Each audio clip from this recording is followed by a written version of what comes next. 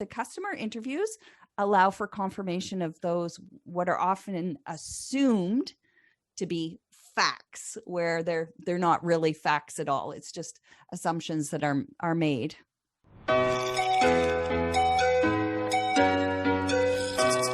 Hello, my customer success friends. Irit Ezips here for CSM Practice, the customer success strategy consulting firm. Today I have Anita Toth. She's the Chief Churn Crusher, and we're going to talk about how can customer interviews reduce churn rate. Before we start, I'd like to remind everyone, subscribe to our YouTube channel for all the great videos that we produce on customer success. Hi, Anita. Thank you for coming to our channel. Thanks so much, Irit. Happy to be here. That's awesome. Anita, one of the biggest things that we're seeing for SaaS companies sometimes is dealing with churn. And I feel like a lot of companies, when they get to 5 or 8% churn rate, they sort of like settle into it and say, well, this is our churn rate. But I feel like there's additional things that companies can do to better understand why churn happens. And one of the things that they can do is actually interview customers. This is something that you do a lot for companies in general. Can you tell me a little bit about that process and what kind of triggers to even start interviewing customers? Well, churn's a lagging indicator. It's other things have happened before someone churns, and it's figuring that out. And most companies, honestly, have the major reasons why customers churn. It might be due to product, it might be due to onboarding. But the reason why they come to me is when it's those finer details, and they're struggling to really understand. And I agree, most of them, it's kind of like that. I got an extra 20 pounds. Yeah, I wish I was thinner, but maybe the extra 20 is not so bad. It's the same sort of logic with that 5 to 8% churn rate. Yeah, we know it could be better, but so sometimes the trigger is there's outside influence, if they've just received funding and there's pressure that way, or there's just been a change in direction and they're now looking to find out what are those finer reasons or details why our customers are leaving. And so the best way to do it, most people think it's survey, and surveys are great, but surveys are just, there's different levels of data. And so surveys are what's called surface level data. It just gives you some indication, whereas customer interviews go super deep. And that's where you really understand their thinking, their behaviors, their motivations, and their wants, needs, and desires. And so to take that churn rate from 5 to 8% and start bringing it down lower, you got to look at those other reasons, not just the big reasons why customers are churning, but those smaller reasons as well. And so that's what customer interviews allow companies to do. So you've done a bunch of customer interviews around churn reasons by now. What are some of the main things that you uncover that usually turn a company's head and says, wow, we didn't know that? Or what are some of the themes that you're seeing? So it all depends on the company. One of my current clients, for instance, 14 years in business, they've sent out surveys, collected a whole bunch of data that they've had, but they've never really understood the aha moment their customers have when they finally realize the value in the product. So this is what we're doing. We're interviewing their customers to find out, so what was it that made you that moment where you went, oh, this is fantastic. It's exactly what I'm looking for. Or perhaps it's much more subtle than that. And so that's what we're investigating. They really have no idea. They think, but there's nothing to actually confirm it. And that's the whole point. The customer interviews allow for confirmation of those what are often assumed to be facts, where they're not really facts at all. It's just assumptions that are made. Interesting. So do you perceive that the product adoption, when there's an aha moment, that carries over to a lower churn? What are some of the main churn reasons that you found as you're doing these interviews with customers? So if there's one way to categorize all of it, it's expectations are not meeting reality.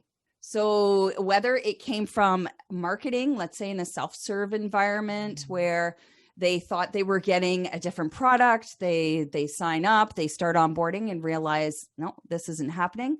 Whether it's something that's promised in sales, that once they become a customer, the same thing, they realize, you know what, this isn't what I thought it was, or it's not going to help me like I thought it was. That's the biggest thing. And so it's just now, what are the details of how those expectations and reality did not match together? So if you're doing the customer interviews correctly, you will do your best to structure the interview to touch on every phase in the customer life cycle to find out where did expectations break.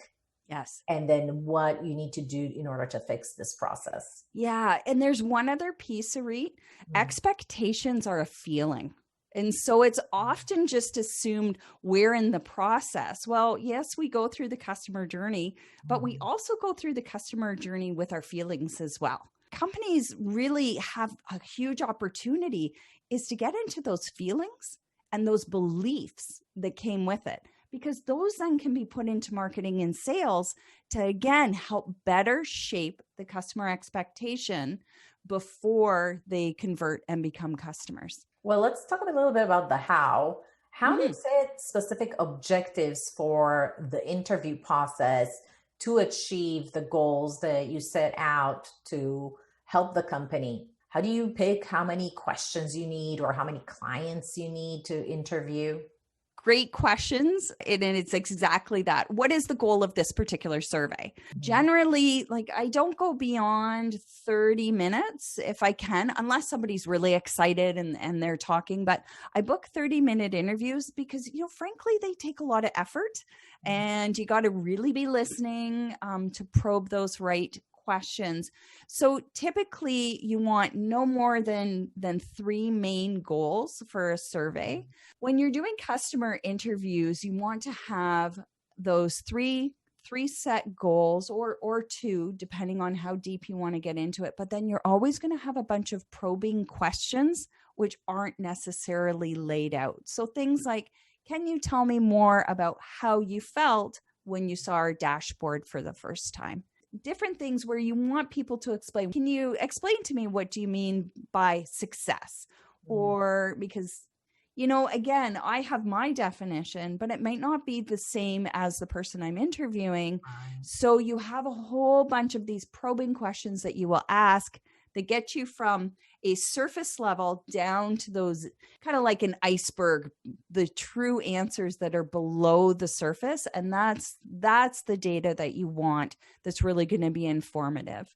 Now, if companies wanted to start interviewing their customers for a specific goal, let's say understand why customers leave, how many accounts do you believe or people do you believe they need to interview for that purpose? And how do you come up with that number?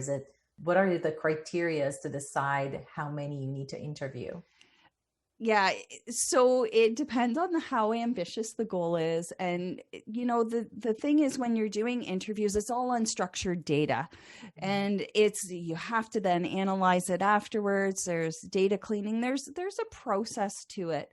So, to be ambitious and say we're going to do 500 interviews is just, most companies can't do that. At a minimum, I recommend 5. Now, the reason why I'm saying 5 is just to start getting a little bit of information. Ideally, 15, 20, 25. When you start really hearing repetition in the responses, then okay, I think we've made our threshold here. That number really varies from company to company, but that's really the big indication. All right, we're hearing now mostly the same answers as we heard before. So, like that might be the cutoff, might be 25, might be 30, might be 15. But generally 15 and under, you're still going to have quite a wide range of responses. So the customer has already left and then a company asks you to find out churn reasons. How do you get a customer that is no longer doing business with that vendor to go on a call with you? So it's not easy. And for every person that I reach out to, it's generally a no. You've got to keep trying, keep reaching out. Eventually, there are some people who will agree to speaking about their experience. They tend to be in two camps. One is that they're really ticked off and they feel like they want to have a place to express how they're feeling and what happened to them and give voice to that. The other is when the experience wasn't so bad that they want nothing to do with the company. How do you get them to speak to you? Essentially, like most of them, when you reach out, would say yes without an incentive. Having three things that you can offer that they can choose from. And that's often what will help. So it can be, if it was around price, if the issue was that, if the issue was, sometimes it's just not a good fit for the time versus down the road, 6 months, a year. Let's say there was product features that were missing that they, by that point, they will be released, offering early access. Something that would make them want to speak with you. It's really tough. And for others, it's money. Yep. Okay. If you pay me $50, sure, I'll speak to you for half an hour. You've got to test it is really the honest answer. It's not easy. Most churned customers will not respond to a request, but you will get those odd ones that do. And sometimes it is that incentive, and other times it depends on the situation. Like I said, if someone's very upset and feels like this is their first time to be able to really voice that, you can get them on the line and talking about their experience. So suppose a company would want to establish a customer exit interviews as part of the process of handling churn requests. Mm-hmm. Would you recommend that?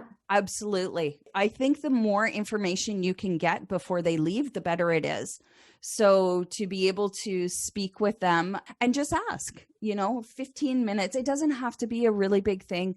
15 minutes, ask a couple of questions just to get that information because it can be helpful. And sometimes it's that. The other thing that when you're reaching out, and I didn't mention this, is for those cancellation interviews or exit interviews, is finding out like, what could we have done differently? And if it's in that cancellation phase, then perhaps there's an opportunity to win them back. But there's got to already be a plan in place so that you can offer depending on what their answer is. That's excellent. Well, suppose that they've done that. Should they have like different questions depending on the customer segment, geography? Absolutely. Because they're coming in with different values, different beliefs, different goals. Segment as much as possible with and tailor those questions, those interview questions to the segment for that reason, is because they are going to have different wants, needs, desires. Need to get a good understanding for that particular segment. This is what we hear. For this particular segment, we hear this instead. And there's going to be differences between them. So the overall interview can have the same goal, but the questions can be slightly different depending on that particular segment. And what should the customer exit interview, beyond those questions, maybe who should be conducting the customer exit interview? As much as possible, one or two people. And the reason is you get better and better at listening, better at being able to probe. Same person on the team. Person on the team as much as possible for that reason. It's a skill. Listening is a skill. We hear this all the time, whether it's in sales or in customer success. You've got to really listen to what's between the lines. What's that sort of, what's being unsaid that needs to be probed further to get the real response. And so doing that, and I've got to say this as well, record, and transcribe so that you have those verbatim and those become the stories that you can then use to actually put those churn numbers with the story and go, okay, now we have a better understanding of why our customers are churning. Now, so it sounds like you recommend that after like every month or 3 months, if they do this consistently, they sit down and do what we call a verbatim analysis to really analyze what are the common themes we're seeing, Right. what areas of the business. Tell me more about that. In analyzing the data, like you mentioned, first of all, you have your big categories. So is this an issue with product? Is this support? And then you start getting into those themes. So bigger one would be onboarding as well. But looking for those smaller themes, and in those smaller themes too, looking for unique language. Because how on this side as a service provider, our language might be different than the language of the customer, and how they actually perceive their issues and how they conceive of their goals. So it's not just looking for those themes, but look at the unique language. How do they describe their problem? How are they talking about their feelings and the struggles and challenges they're having? The great thing about all of that is then it can be passed on to sales. It can be passed on to marketing. It can be used as testimonials. Like, this data isn't just to be used in customer success, but it can be used, cross-functionally. So Absolutely. it's those stories that really can be pulled out nearly verbatim from these interviews. What kind of challenges can a team expect if they were to do customer exit interviews that you've ran into from your experience? I think the biggest is, and this is so hard, is not wanting to come in and rescue, not wanting to, in some cases, it's just offering, these are the things we could give you based on what we're hearing. Are you interested? Yes or no, versus trying to rescue the account, change their mind, convince, all of those, cajole, all of those things. That's where it becomes really risky. And again, having the same one or two people on the team doing this reduces the risk of that, because they just learn to listen and not get emotionally pulled in the same way. It becomes practiced.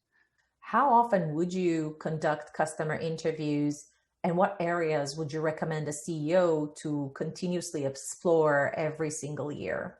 Monthly is best, 4 or 5 if you can, and it doesn't have to be all at once. It could be even once a week. The point is to keep a pulse, and because people change, the markets change, everything is in constant flux, and it's more about starting to pick up what are those subtle changes that eventually could become big enough changes that there needs to be a strategy to address them.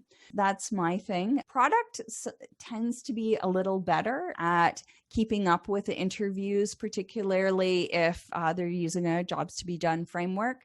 But I find that the other areas of the business can also sort of up the game. And so as a CEO, speak with marketing, speak with sales, speak with customer success, and find out what you're hearing. And then from there, pick up the phone, book those calls. And not only that, but for the customer themselves to hear from the CEO who is so invested.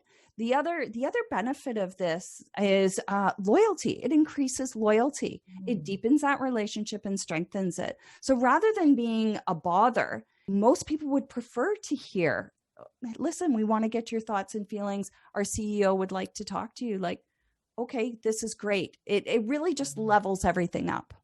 That's awesome. Well, guys, if you enjoyed this session, go ahead and click on the subscribe button and click on the notification so that you can hear about more customer success type interviews that we're doing with thought leaders and experts in this field. I look forward to seeing you on our next video.